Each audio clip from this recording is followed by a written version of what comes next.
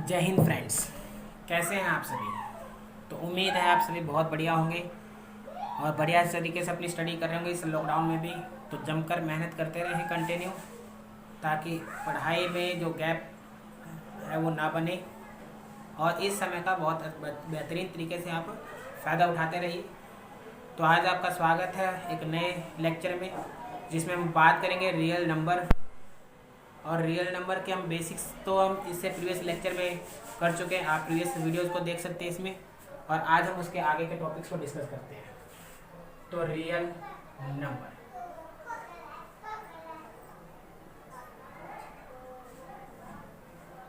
आज हम डिस्कस करते हैं टॉपिक इरेशनल नंबर।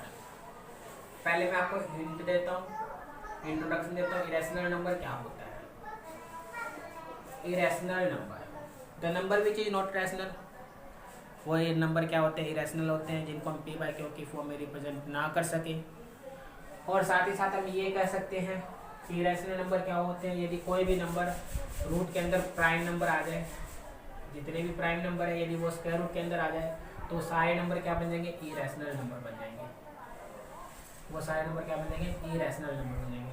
जैसे आपको सामने कोई कहते हैं √2, √3, √5, √7 एंड √11, इस तरह से कुछ भी कहे कोई, √13, √17, ये आप देख रहे हैं 2, 3, 5, 7, 11, 13, 17, ये सब क्या है? प्राइम नंबर, अभाज्य संख्या। और क्योंकि ये अभाज्य संख्या, क्योंकि इनके केवल दो ही फैक्टर है, आप देख रहे हैं, चाहे तो वो खुद के नंबर से डिवाइड हो रहे हैं, यानी 2 और एक 1, इट सेल्फ और 1, ये दो ही फैक्टर बनेंगे। 3 के भी देखें 3 1, 5 के सिमिलरली 5 1, 7 के देखें 7 1, 11 के 11 1, इस तरीके से। तो जब भी आपका रूट के अंदर कोई भी प्राइम नंबर मिल जाए तो आप वो सारे नंबर कह सकते हैं कि वो क्या है? इरेशनल नंबर है। और क्या कह सकते हैं इरेशनल नंबर के बारे में? तो इरेशनल नंबर के बारे में और ये कह सकते हैं कि कोई भी नंबर जो कि नॉन टर्मिनेटिंग डेसिमल नंबर है, कोई भी नंबर जो नॉन टर्मिनेटिंग डेसिमल नंबर है, प्लस में नॉन रिकरिंग डेसिमल नंबर है, तो वो नंबर भी किस श्रेणी में आते हैं? तो वो इरेशनल नंबर की श्रेणी में आते हैं, यानी अपरिमेय संख्या की श्रेणी में ही आते हैं। नॉन टर्मिनेटिंग यानी अशांत है, और साथ ही साथ नॉन रिकरिंग डेसिमल नंबर है। जैसे मैं कहूँ 2.31562 एंड सो ऑन, तो ये कंप्लीटली ऐसे चलता जाएगा, कभी ख़त्म नहीं होगा। और आप देखेंगे डेसिमल के बाद जो डिजिट है वो कभी रिपीट ना हो, तो इस नंबर को आप कह सकते हैं कि हम इरेशनल नंबर है। इसी तरीके 3.142865 एंड सो ऑन, तो ये भी क्या है? Irrational number. तो पाई रैशनल है या इरेशनल? तो पाई हम देखते हैं, एक तो होता है 22/7, एक होता है 3.14 एंड सो ऑन। तो 22/7 पी बाई क्यू की फॉर्म में है, इसलिए रैशनल की फॉर्म में, मगर ये जो चलेगा वो क्या है? Irrational number. तो सिंपल सा कंसेप्ट है किसका? Irrational number. अब हम कैसे दिखा सकते हैं इरेशनल नंबर? ये तो आपने जान लिया कि कोई भी रूट के अंदर प्राइम नंबर आ जाए तो वो नंबर क्या होते हैं? Irrational number. मगर यदि प्रूफ करना आ जाए तो आप कैसे प्रूफ करेंगे इरेशनल नंबर को? तो देखिए, मान लीजिए आपको कह दिया जाए सिंपल सा क्वेश्चन कि सो डैट, कोई क्वेश्चन दे दिया जाए so that √2 is an irrational number. कोई कहे आपसे कि आप शो कीजिए कि √2 क्या है? Irrational number. ये तो हम जानते हैं कि √2 एक इरेशनल नंबर है, मगर यदि ये प्रूफ करना है तो कैसे करेंगे? तो इसको कॉन्ट्राडिक्शन प्रॉपर्टी के द्वारा प्रूफ करेंगे। तो इसके लिए प्रूफ करेंगे, तो प्रूफ के लिए सिंपल सॉल्यूशन लैट कर लेते हैं हम कि वर्गमूल 2 यानी √2 क्या है? एक रैशनल नंबर है, इज ए रैशनल नंबर। और क्योंकि रैशनल नंबर होते हैं वो किस फॉर्म में होते हैं? तो आप बोलेंगे पी बाई क्यू की फॉर्म में होते हैं, जहाँ क्यू क्या हो? नॉन जीरो, यानी जो डिनोमिनेटर है वो नॉन जीरो। और पी और क्यू क्या होने चाहिए? Integers, where P and Q are integers, ये कहेंगे आप। और साथ ही साथ आप देखेंगे ये दोनों पी और क्यू क्या होंगे, कोप्राइम फैक्टर, यानी पी और क्यू का जो एचसीएफ होगा वो 1 होगा। इट मीन्स हम ये कह सकते हैं where P and Q are coprime factor, ये कह सकते हैं। सिंपल। क्या चीज़ दोबारा रिपीट करता हूँ, पहले हमने लेट किया, सपोज किया क्या कि √2 एक रैशनल नंबर है और रैशनल नंबर होता है p बाई क्यू की फॉर्म में, जहाँ क्यू है वो नॉन जीरो। p और क्यू क्या है, इंटीजर्स है। p और क्यू का ऐसे फॉर्म होगा, यानी हम कह सकते हैं p और क्यू क्या है, कोप्राइम फैक्टर्स है। तो क्या करेंगे, कैसे दिखाएं? तो हमने कहा √2 किसके इक्वल है, p बाई क्यू के, है कि नहीं? तो यदि हम स्क्वायरिंग कर ले both side, squaring both sides, तो आप कहेंगे स्क्वायरिंग करने के बाद दोनों तरफ हम स्क्वायरिंग कर लेते हैं, P square upon Q square, तो ये जगह रूट से स्क्वायर खत्म, और यहाँ से P square upon Q square, जिसे हम सोल्व करें तो ये लिख सकते हैं P square equal to 2 times of Q square.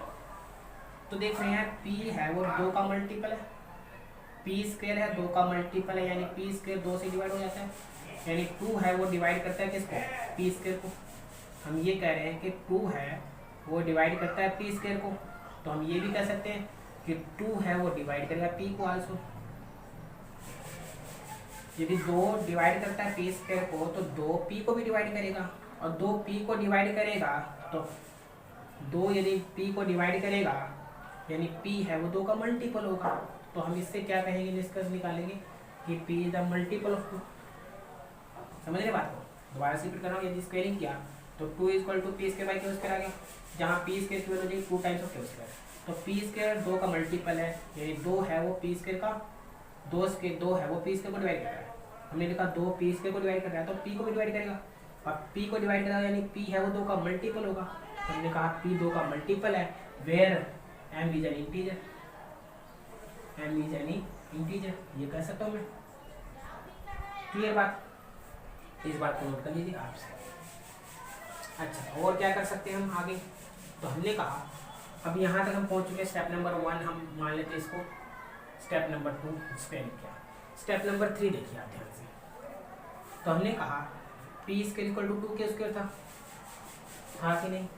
ये था, और पी की वैल्यू कितनी है, 2 है, तो ये वैल्यू यहाँ पर इक्वल टू 2 क्यू स्क्वायर, तो ये 4 M square equal to 2 Q square, जहाँ 2 से कैंसिल हो जाएगा, तो 2 M square equal to Q square. तो आप देख रहे हैं यहाँ पे, इसको ध्यान से देखिए, तो आप देख रहे हैं क्यू है वो 2 का मल्टीपल है, तो 2 डिवाइड कर रहा है किसको, 2 डिवाइड्स क्यू स्क्वायर।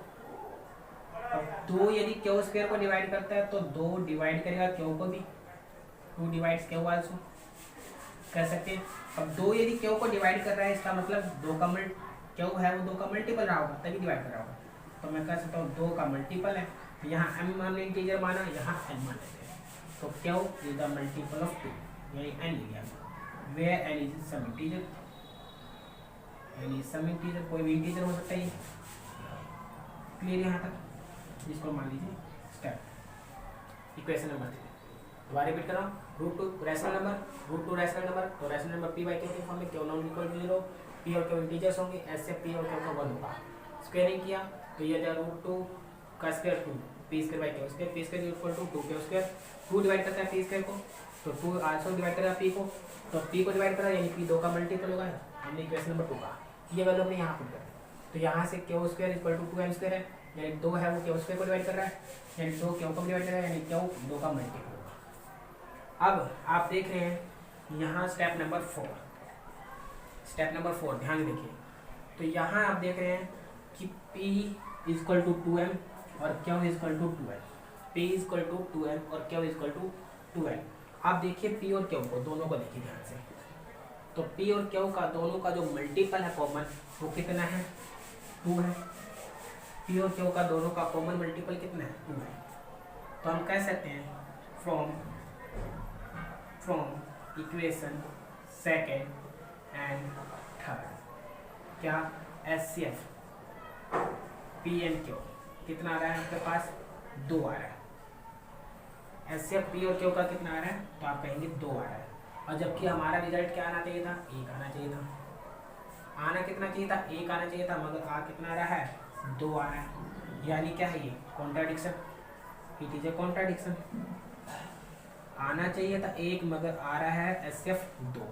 तो ये क्या है, कॉन्ट्राडिक्शन, विरोधाभासी है। अब विरोधाभासी है और हमने बात क्या कही थी, ये रैशनल नंबर है, तो ये इसका विरोध कर रहा है, यानी ये रैशनल नंबर नहीं होगा। तो क्या होना चाहिए, ये रैशनल नंबर होना चाहिए। तो hence we can say √2 is an irrational number, hence it is सिद्ध कर सकते हैं। ध्यान से देख लीजिए, एक बार समझ लीजिए, दोबारा रिपीट कर लेता हूँ कि so that √2 is irrational number. तो √2 इरेशनल नंबर प्रूफ करना है। हमने कहा √2 एक रैशनल नंबर है। रैशनल नंबर होता है p/q की फॉर्म में, जहाँ q not equal to 0, p और q इंटीजर। p और q का SF1 है, तो p और q का है कोप्राइम नंबर या कोप्राइम फैक्टर कह सकते हो आप। तो √2 इक्वल टू p/q है कि नहीं। तो यहाँ से स्पेलिंग किया, ये आ गया। हमने कहा p² इक्वल टू 2k² है, यानी p² 2 का मल्टीपल है, यानी p² 2 से डिवाइड होता है, तो 2 डिवाइड p², तो 2 यदि 2 p² को डिवाइड करें तो p को भी डिवाइड करें, यानी p 2 का मल्टीपल होगा। सिमिलरली हमने यहाँ p की वैल्यू रख दी, तो यहाँ देखा हमने q² भी 2 का मल्टीपल आ रहा है, यानी 2 q² को भी डिवाइड कर रहा है, तो हम क्या कहेंगे, 2 q को भी डिवाइड करेगा, यानी q भी 2 का मल्टीपल होगा। अब सेकेंड एंड थर्ड से दोनों का जो कॉमन फैक्टर है वो 2 है, यानी SF 2 हो गया। और हमने क्या कहा था कि SF 1 होना चाहिए, जो कि कॉन्ट्राडिक्शन है, विरोधाभासी है। विरोधाभासी यानी हमने जो बात कही वो गलत है, तो ये बात लिख देना आप साथ में कि hence our supposition is wrong. हमने जो लैक किया था वो रॉन्ग है, ये बात आप लिख सकते हैं यहाँ पे साथ में, ठीक है। और हम कह सकते हैं इस तरीके से कि यदि वो रैशनल नंबर नहीं है तो क्या होगा, इरेशनल नंबर होगा। क्लियर बात, उम्मीद है समझ गए होंगे आप। अब इसी तरीके से मान लीजिए आपको ये कर दिया जाए कि आप 100 कीजिए कि 3 + 2√5 इज एन इरेशनल नंबर।